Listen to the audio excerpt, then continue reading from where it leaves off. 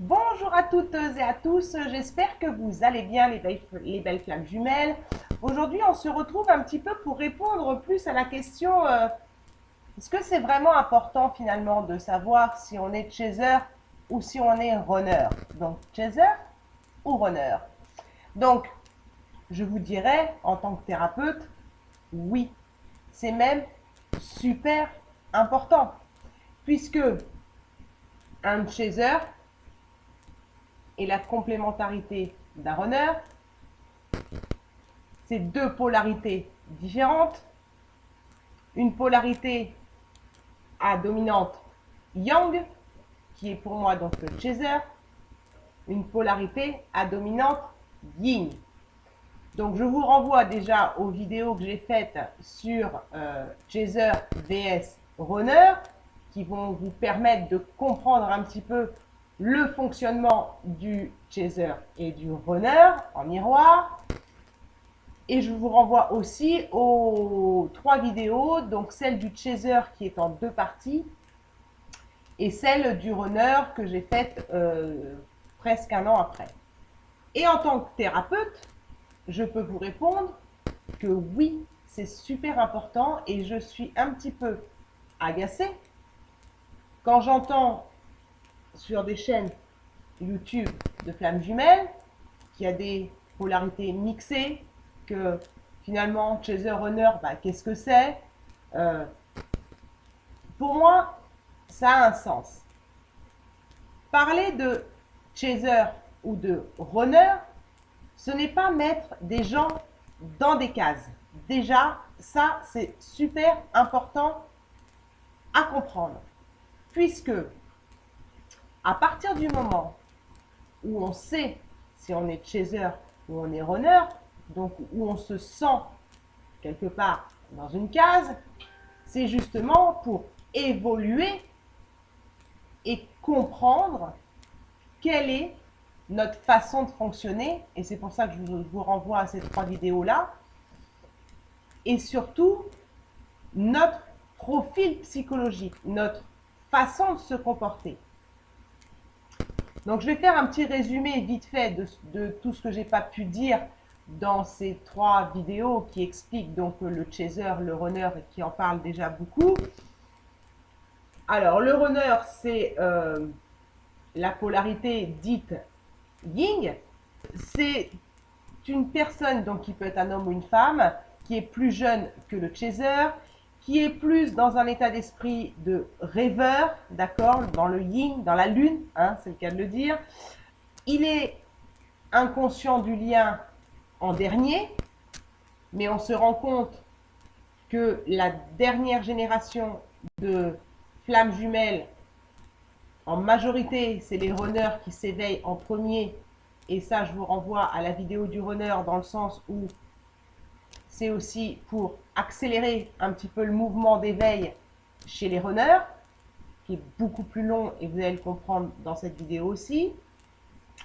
Le runner, dans sa caractéristique, en plus des autres vidéos, dans son profil psychologique, il est dans une dépendance affective, le runner. Il n'y a pas que le chaser qui est dans une dépendance affective. Seulement, le runner va être dans une dépendance affective sociale, sociétale. C'est-à-dire qu'il va avoir besoin des autres pour exister. Besoin de l'extérieur pour exister. Et ça, depuis son enfance. La blessure dominante, comme la polarité yin qui est dominante, il a quand même du yang. On va parler de la même façon pour les blessures. La blessure originelle, la blessure prédominante chez le runner, c'est le rejet. Le runner a cette faculté d'adaptation et cette faculté aussi de penser, de maîtriser ses émotions. On va voir comment, c'est-à-dire, on va voir comment un petit peu plus en détail, mais la chose la plus importante, c'est qu'il a cette capacité de mettre on-off sur ses émotions pour les mettre sous le tapis. Il va par sa dépendance sociale, aller rechercher, donc papillonner, aller à droite à gauche, à l'extérieur pour rechercher des solutions, donc qui viennent de l'extérieur, puisque le runner ne sait pas rentrer en intériorité. C'est quelqu'un qui a peur de l'engagement, qui a peur de perdre sa liberté, même si on l'a vu dans la vidéo précédente du runner, il s'enferme tout seul, il s'emprisonne tout seul, il s'empêche d'être libre en voulant être libre, justement. Je vous renvoie à la vidéo. Au niveau de ses sensations, de ses ouvertures d'esprit, je dirais, et de ses sensations physiques et psychologiques, le runner va être plus dans des sensations de ses émotions, justement. Et c'est là qu'on parlera de maîtrise de ses émotions, ce que le chaser ne sait pas faire. Le chaser, il explose, il pleure, il crie, voilà, il dit ce qu'il a à dire, voilà, il faut que ça sorte. Il sait dévoiler ses sentiments. Que le runner, dans la maîtrise de ses émotions, c'est le fait de dire, bon, bah là, j'éteins le bouton, là, je le rallume, là, je mets sous le tapis, là, ça me plaît pas, tac, tac, tac. Mais en fait, ça va lui desservir ses émotions qu'il pense maîtriser. En fait, il les maîtrise que par l'activation et la désactivation. Et il a aussi un problème, oui, c'est un problème dans le lien de flamme jumelle. Le runner a, malgré qu'il soit yin, le yin est très quand même dans le matériel.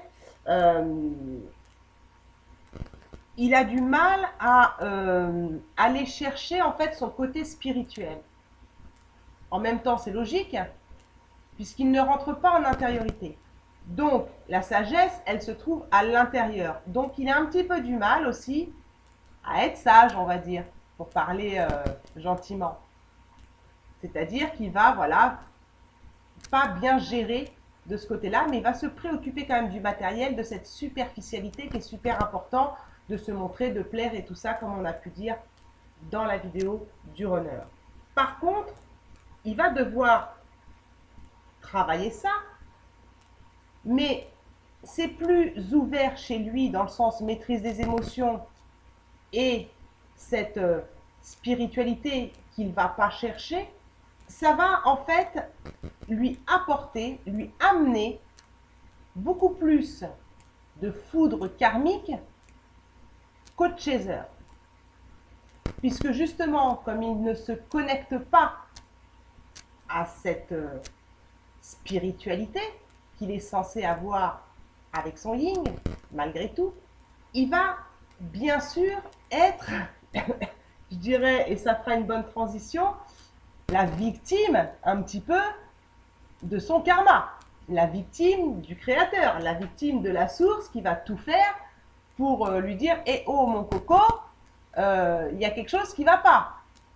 Tu n'es pas aligné avec ton être, avec ton soi. » Donc, au niveau corporel, le runner n'écoute pas son corps. Et c'est pour ça que je dis souvent dans des vidéos que avant que le runner conscientise le lien, malheureusement, il arrive fréquemment à 95 voire 99% que l'éveil de conscience du runner se passe par ou un problème psychologique et psychique ou un problème corporel. Parce qu'il n'écoute pas son corps, justement. Il va avoir un bobo et puis il va passer à autre chose ou il va forcer, il va tirer sur la ficelle. Mais en plus, il a aussi, comme il est dans les rêves, le runner, il n'écoute pas trop son mental, comment dire, il se remet pas en question. Vous voyez ce que je veux dire? Donc c'est vraiment une problématique, ça aussi chez le runner, ça fait aussi partie de son profil psychologique. Ce que je pourrais dire en dernier pour faire court pour cette vidéo, puisque j'ai déjà fait des vidéos sur le runner et le chaser, c'est aussi ce triangle infernal qui est le triangle de la victime, du bourreau et du sauveur. Bon. Le runner, malgré qu'il n'aime pas être la victime de son extérieur, puisque voilà, il aime bien être fort, beau, être aimé de l'extérieur, le m'as-tu vu, tout, je vais bien, tout va bien, même si ça va pas, je mets mes émotions sous le tapis, je sors et puis tout va bien. Vis-à-vis de son chaser, il va souvent, en tout cas au début, souvent et au début, se positionner en tant que victime. C'est-à-dire que souvent, le chaser va être, et ça c'est du vécu, hein, le psychologue, le confident, la bonne copine ou le bon copain, celui qui aide, celui qui sauve aussi, on le verra tout à l'heure, pour le chaser. Et donc, malgré son comportement qu'il peut avoir au niveau de sa sphère amicale et son fonctionnement au niveau social, il va, avec son jumeau ou sa jumelle, se comporter en tant que victime. À un moment donné, il va lui aussi se transformer en bourreau quand, à un moment donné, il va en avoir marre que le chaser, contrairement au runner, se comporte, lui, plutôt comme un bourreau ou comme un sauveur. C'est-à-dire que le chaser a du mal parfois à trouver le juste milieu entre le sauveur et le bourreau, parce qu'il va vouloir le sauver, c'est-à-dire jouer le psychologue, le bon copain, la bonne copine, celui qui va t'aider tout le temps, je vais te sauver, t'inquiète pas, je suis toujours là pour toi, je serai toujours là pour toi et tout ça, parce que le runner est en position de victime. Mais en même temps, le chaser va aussi se mettre en position de bourreau des fois, dans le sens, bah, bouge-toi un peu les fesses, mais tu devrais faire ci, mais tu devrais faire ça, mais je comprends même pas pourquoi, mais tu vois pas ce qui se passe autour de toi. Donc, moi je l'ai vécu, hein, donc c'est pour, je vous parle d'un vécu. Hein. Donc, le chaser va tourner entre le sauveur et le bourreau, mais ce cercle infernal, en fait, ce changement de comportement chez le chaser vis-à-vis du runner, à un moment donné, ça va fatiguer le runner d'être dans cette position de victime. Et donc, il va lui aussi, à un moment donné du parcours, se mettre en position lui aussi de sauveur. Puisqu'à un moment donné, le chaser est très mal et se met dans une position de victime, mais n'a horreur de ça.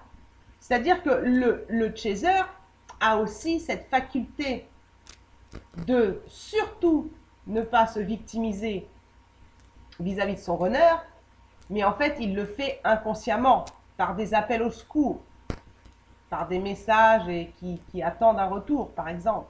Et à un moment donné, quand ce triangle infernal a fait le tour dans le parcours de flamme jumelle, ça va clasher. C'est-à-dire que le runner va avoir envie de sortir de ce triangle. Pourquoi? Parce qu'il sent qu'il commence à devenir un bourreau. Il commence à dire à sa flamme jumelle, non, je t'aime plus, je veux plus te voir. Et ça, le runner, il n'aime pas. Il n'aime pas le conflit. C'est le comportement du chaser qui l'oblige en fait à devenir bourreau envers son chaser. Et c'est aussi pour ça qu'à un moment donné dans le parcours, on parle de relations toxiques. On parle de pervers narcissiques aussi en parlant du runner. Parce qu'à un moment donné, il prend cette position de bourreau. Une position qu'il n'aime pas adopter. Et quand il va être fatigué de se rendre compte qu'il fait mal, finalement, à son chaser, à sa jumelle, à son jumeau, il va préférer partir. Partir parce qu'il souffre, parce qu'il fait souffrir, et aussi par peur, encore une fois. On en revient à ce que je disais dans la vidéo de je ne sais plus quand je voulais publier. Donc je vous invite à la regarder. Les peurs sont toujours présentes. Donc là, c'était pour parler du runner. Pour parler du chaser maintenant, donc le chaser, c'est la polarité à dominante yang. Ce qui le caractérise, c'est la blessure de l'abandon, la blessure originelle de l'abandon. C'est une personne qui est lui aussi dans la dépendance affective, mais d'une autre manière, c'est-à-dire qu'il est dans une dépendance affective amoureuse, voire amicale pour certains, mais prédominance amoureuse. C'est-à-dire que les chasers peuvent vivre seuls, être en intériorité, mais la dépendance de l'être aimé va être très forte dans le sens où il remet le pouvoir, en tout cas en premier lieu, le pouvoir à l'autre de son bonheur. Et ça, c'est très pesant aussi de l'autre côté, pour le runner, de savoir ça. Il est le chaser dans le contrôle, dans la maîtrise, dans la logique. C'est aussi la personne consciente qui conscientise le lien en premier, mais encore une fois, il y a des bémols pour les nouveaux couples, parce qu'il est justement dans cette intellectualisation et dans cette analyse des choses. Il veut comprendre le chaser, contrairement au runner qui ne se remet pas en question. Alors, il n'y a aucun jugement ni d'un côté ni de l'autre, hein, d'accord? Il a besoin, le chaser, d'avoir un certain raisonnement, que ce soit classifié, classé. Je vous renvoie à la vidéo du chaser.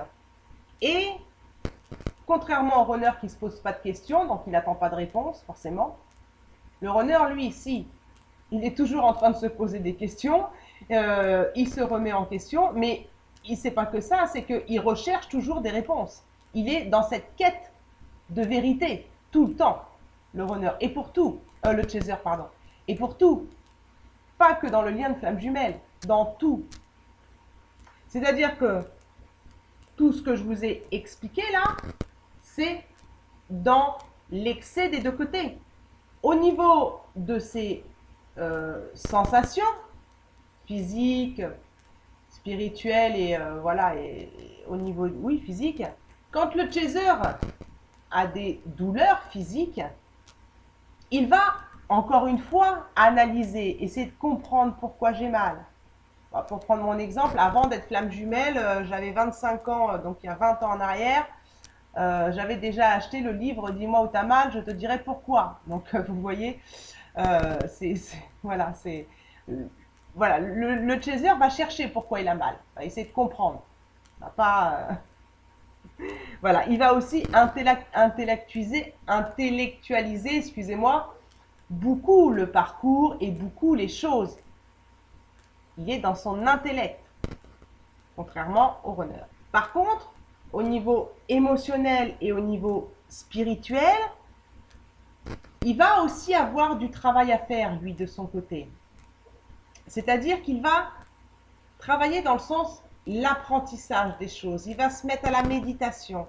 Il va devoir travailler ce côté-là qui est en faiblesse quelque part.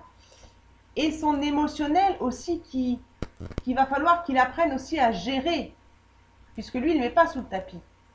Donc ça sort, ça sort ou ça reste bloqué. Mais en tout cas, il sait, le chaser, qu'il y a une émotion qui est présente. Donc, ou il arrive à la libérer, ou pas. Mais en tout cas, il sait. Et il va travailler là-dessus. Au niveau du triangle, je vous en ai parlé tout à l'heure. C'est-à-dire qu'il va ou être dans la position de sauveur, ou être dans la position de bourreau. Et inversement, pour le runner, dans la position de victime, ou à la fin, dans la position de bourreau. Il est important de comprendre ça. Il est important de savoir qui on est. Dans la vidéo que j'ai faite sur la fusion avant l'incarnation, je dis qu'il est important de savoir, dans un premier temps, si on est flamme jumelle ou pas. Mais une fois qu'on est flamme jumelle, qu'on sait qu'on est flamme jumelle, peu importe qu'il y ait encore des doutes, peu importe. À partir du moment où on se retrouve dans les flammes jumelles, dans le processus, dans le parcours de flamme jumelle. J'essaierai de parler des étapes, mais je vous promets rien. En tout cas, comment je les vois moi, bien sûr. Peu importe qu'on soit sûr à 100%, à 90%, à 80%, peu importe. On ne va pas faire le même travail qu'une personne dite lambda. Je vous parle de ça puisque moi, je reçois les deux. C'est-à-dire que je reçois des personnes qui sont flammes jumelles et je reçois des personnes qui ne sont pas flammes jumelles. Et je vais travailler avec eux quasiment pareil, des fois les mêmes choses, les mêmes blessures, le même manque d'amour, la dépendance affective, les deuils, les séparations. Mais quand j'ai affaire à une flamme jumelle et à une personne qui n'est pas flamme jumelle, je ne vais pas avoir le même langage. C'est normal. Puisque ce n'est pas la même incarnation déjà. On ne va pas parler de la même façon. Et nous, en étant conscients d'être flamme jumelle, qu'on soit chaser ou runner dans un premier temps, peu importe, on comprend aussi quel est notre chemin, on comprend quel est notre but et quel est notre travail, du coup, qui est parfois identique aux autres êtres humains, qui est l'éveil de conscience et le chemin spirituel. C'est super condensé chez le chaser et chez le runner, chez les flammes jumelles. C'est très lourd comme parcours, parce que la source, l'univers, le divin, vous l'appelez comme vous voulez, a besoin de nous. Et quand on comprend ça, on comprend aussi beaucoup de choses sur ce qui est en train de se passer dans notre couple. Et quand on comprend ce qui se passe dans notre couple ou dans la séparation, parce que pour moi, il y a beaucoup de choses qui naissent à la séparation, beaucoup de choses qui sont comprises à la séparation, on ne va pas du tout se comporter de la même façon. On va comprendre des choses qui vont nous amener à une prise de conscience, qui va nous amener à un comportement différent que si on avait été en séparation douloureuse en n'étant pas flamme jumelle. Quand on est flamme jumelle, on ne fait pas du tout le même travail. Enfin, on fait le même travail, mais pas de la même façon. C'est ça en fait que j'essaie de vous expliquer. Donc c'est super important de savoir si on est dans une relation de flamme jumelle ou pas. Et dans un deuxième temps, c'est est-ce que je suis chaser ou est-ce que je suis runner? Puisque le chaser et le runner, je vous en ai fait plusieurs vidéos et je vous ai terminé par celle-ci, c'est un profil psychologique. On a eu des vies, on a fait un travail d'éveil et le travail d'un runner et le travail d'un chaser n'est pas du tout le même. On l'a bien vu dans les deux polarités, la dépendance affective n'est pas la même, les sensations corporelles ne sont pas les mêmes, les sensations intellectuelles ne sont pas les mêmes, on ne parle pas de la même façon, les blessures ne sont pas les mêmes. Même si le runner a la blessure de rejet, il aura à un moment donné dans sa vie la blessure d'abandon à travailler et vice-versa. Mais c'est pas pareil. On ne va pas parler de la même façon à un runner qui met ses émotions sous le tapis, qui a du mal à lâcher, qu'avec un chaser qui, lui, va justement libérer. Mais parfois, un chaser, quand je suis en face d'un chaser en thérapie, il est complètement fermé aussi à ses émotions parce qu'il est trop justement dans le mental. Et il a des certitudes, des croyances qui font qu'il a du mal à travailler aussi sur lui. Donc c'est super important pour moi. Et c'est pas mettre des gens dans des cases, puisque plus vous allez travailler en correspondance avec votre profil psychologique de chaser ou de runner, c'est-à-dire plus vous allez vous connaître, plus vous allez entamer un travail sur vous qui va être en corrélation avec qui vous êtes. Et plus vous allez pouvoir sortir de cette case. Mais vous resterez un chaser, c'est-à-dire que vous deviendrez un ex-chaser et un ex-runner. Pour moi, le switch n'existe pas. Les personnes qui pensent switcher, pour vous dire, moi, en ce moment, j'ai typiquement le comportement d'un runner. Mais pas dans tout. Et c'est le but. Alors, je ne suis pas arrivée encore, hein, je ne me la raconte pas non plus. Hein. Ce que je suis en train d'essayer de vous dire, c'est que quand on parle de ex-chaser, ex-runner, c'est pas le chaser qui devient runner et le runner qui devient chaser, sinon ça sert à rien. Ça sert à rien. C'est-à-dire que c'est les polarités qui s'équilibrent.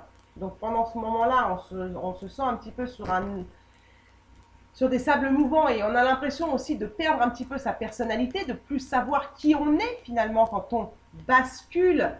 Donc ça prend quelques jours, quelques mois ou voilà, quelques années, tout dépend de l'avancement du travail, entre chaser, ex-chaser, runner, ex-runner. Il va y avoir un effet déclencheur qui va nous faire comprendre que effectivement là on est en train de s'équilibrer et parfois on a l'impression d'être un runner. Mais c'est parce qu'en fait, on se dirige vers un profil d'ex-chaser ou d'ex-runner. Et c'est le but. Le but, c'est de récupérer chez l'autre ce qui nous manque. Le but premier, c'est de s'aimer inconditionnellement avec nos défauts, nos qualités. Pour ça, il faut les connaître. Qu'est-ce qu'on doit travailler? Pour ça, il faut savoir qui on est. Une fois qu'on arrive à se remplir tout seul de cette plénitude, c'est-à-dire de ce plein, qu'on arrive à remplir le vide que laisse notre jumeau, que ce soit d'un côté ou d'un autre, on est dans la plénitude, on arrive à se donner de l'amour à soi-même. Ensuite, on est dans la complétude, c'est-à-dire que on n'a plus besoin de notre jumeau pour nous compléter. C'est-à-dire qu'on a réussi à prendre la partie manquante chez l'autre en nous. Et tout ça se fait aussi par un travail lié à son profil psychologique, d'où l'importance de le connaître, pour être en accord avec son âme, avec son être, et être dans le soi. C'est-à-dire que au départ, on est dans le moi. Moi, je suis. Je suis chaser, je suis contrôlante, je suis tout ça. À un moment, il faut lâcher ça. Il faut être dans le soi, dans son être profond. On sera toujours un peu contrôlant, les chasers, mais plus dans l'excès. On sera toujours un peu dans la dépendance affective parce qu'on a tellement d'amour à donner. On fonctionne comme ça, mais on sera plus dans l'excès. Notre runner ne se sentira plus étouffé par notre amour, puisqu'on arrivera déjà nous à s'en donner. Donc on attendra beaucoup moins de l'autre. Et je ne vais pas tous les faire, mais c'est pareil. Le runner, à un moment donné, il va rester rêveur. Mais à un moment donné, il va redescendre aussi un peu les pieds sur terre. Et c'est ça qu'on demande aussi aux chasers. D'arrêter d'être un petit peu dans le mental et puis de rêver un peu, d'être un petit peu plus léger. On demande le contraire au runner. D'avoir les pieds sur terre. De contrôler un petit peu plus sa vie. Et de ne pas se laisser contrôler par l'extérieur, par le m'as-tu vu, par la superficialité. Ça veut dire encore une fois quitter le moi j'ai une voiture, j'ai des beaux habits, j'ai plein d'amis, j'ai plein de copains, moi je suis aimé de tout le monde. Non. Le runner, il faut qu'il s'équilibre, c'est-à-dire qu'il faut qu'il ait une vie sociale, mais pas que. Il faut qu'il s'autorise la liberté d'avoir aussi une vie amoureuse, qu'il s'interdit, donc il s'enferme dans sa liberté. Donc c'est important de savoir ça pour savoir comment on va travailler. Voilà ce que je pouvais vous dire dans ces vidéos, dans cette vidéo, dans celle que j'ai fait un petit peu sur le runner, le chaser. Parce que pour moi, alors peut-être que je parle en tant que thérapeute, hein, peut-être que ça ne parlera pas à tout le monde, hein, mais pour moi c'est super important. Et chaser et runner, je vous le répète, c'est pas mettre dans des cases. Et pour moi, les mots anglais, chaser, runner, qui veut dire chasser, courir, c'est pas représentatif pour moi. C'est trop... comment je pourrais dire ça? C'est trop strict. j'imagine, vous savez, celui qui chasse là avec le fusil. Vous voyez, je trouve ça très brut, très dur comme mot. Et celui qui court parce qu'il a peur en fait du chasseur. Vous voyez, le lapin avec son chasseur. Enfin, je trouve que les mots anglais, enfin, je sais pas, je trouve que c'est pas bien choisi. Mais c'est comme ça qu'on les utilise. Donc je les utilise aussi pour que ce soit plus compréhensif pour vous et qu'on puisse parler aussi le même langage. Si je suis praticienne en PNL, programmation linguistique, je ne suis pas maître praticienne, je suis praticienne seulement. C'est aussi pour adapter aussi pendant mes thérapies mon langage. Et même si les mots chaser, runner, dans l'image que ça peut donner, ne me plaisent pas, je suis obligée de les utiliser. Mais je préfère la polarité à base consciente et la polarité à base inconsciente parce que c'est plus la réalité. Mais ça l'est moins devenu depuis que les nouveaux couples, les runners, conscientisent le lien en premier. Donc, on pourrait plus parler aussi de féminin et de masculin. Mais quand on fait les tirages, c'est pareil. Ça ne correspond pas, le féminin et le masculin. Puisque le féminin, c'est la polarité yin. Donc c'est censé être le runner. Et quand vous regardez un tirage, le masculin, vous regardez le runner. Alors que c'est la polarité féminine. Donc c'est pareil. Et vice-versa pour le chaser. C'est la polarité masculine, mais dans les guidances, on parle de féminine. Donc du coup, je me suis dit, je vais continuer d'utiliser chaser, runner. C'est plus simple pour tout le monde. Et même s'il m'arrive de marquer dans les guidances chaser, la féminine doit ou la féminine est dans un état ou peu importe, c'est parce que vous êtes conditionné comme ça dans le sens où la majorité des chasers sont des femmes. Donc, les chasers, on les a appelés les féminines. Mais en fait, c'est la polarité yang, c'est la polarité masculine. Donc tout ça crée aussi un chamboulement, une incompréhension aussi chez certaines personnes. Mais qui je suis? Je suis la féminine, je suis le masculin, je suis le chaser, je suis le runner, je suis qui? Donc c'est pour ça que je vous ai fait cette petite série de vidéos pour que justement vous puissiez comprendre et savoir qui vous êtes. Parce que quand vous savez qui vous êtes, vous pouvez commencer déjà un travail seul. Et après, quand vous n'arrivez pas, vous pouvez vous faire aider. Et là, le thérapeute, normalement, s'il est flamme jumelle, il aura un langage et des protocoles bien particuliers par rapport à votre polarité. Donc, je vais m'arrêter là. L'importance est de savoir, dans un premier temps, si on est flamme jumelle, mais surtout après, parce qu'on ne se comporte pas pareil dans le couple, on comprend plein de choses quand on comprend qu'on est flamme jumelle. Il y a plein de choses délirantes dans le couple qui finissent par avoir un sens. Et quand on sait si on est chaser ou runner, on peut commencer un travail en corrélation avec notre profil psychologique. Voilà ce que je voulais vous dire aujourd'hui. J'espère que ça vous a aidé. Je vous ai rajouté des informations sur le runner et le chaser qui pourra compléter les vidéos. Et puis après, on verra ce que je fais, si c'est une guidance, quand est-ce que vous me reverrez, une séance de FT gratuite. Je ne sais pas du tout quand est-ce que vous allez me revoir et comment vous allez me revoir. Voilà. En attendant, je vous fais de gros bisous à tous et n'oubliez pas que la personne la plus importante, c'est vous. Ciao, ciao!